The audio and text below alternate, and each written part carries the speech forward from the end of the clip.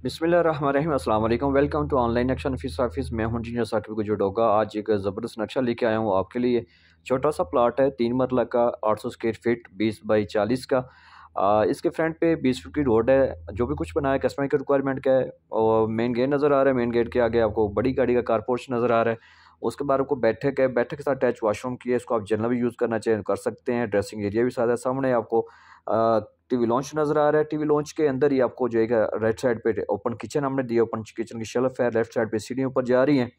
सामने आपको बेडरूम नज़र आ रहा है, मास्टर बेडरूम है। उसका सारा अटैच वॉशरूम की है, हवादार रोशनी वाला भी है। और ओपन जगह पे हमने जो है लॉन्ड्री एरिया भी डिज़ाइन किया है, जो सीढ़ी के नीचे दरवाज़ा एडजस्ट हो जाएगा और उधर से आप लॉन्ड्री एरिया यूज़ कर सको। आपसे भी यही कहूँगा कि लाखों की ज़मीन है, करोड़ों पे आपने लगाने हैं। चंद हज़ार रुपये दे के आप किसी अच्छे नक्शा नफीस का अपने घर का नक्शा लाजमी अपने ख्वाबों के मुताबिक डिज़ाइन करवाएं, क्योंकि रोज़ रोज़ मकान नहीं बनते। तो अगर आपने हमारे साथ अपने घर का नक्शा बनवाना है तो हमारे साथ व्हाट्सअप पे आएँ, अपनी सोच फिक्र के मुताबिक घर का नक्शा बनवाएं।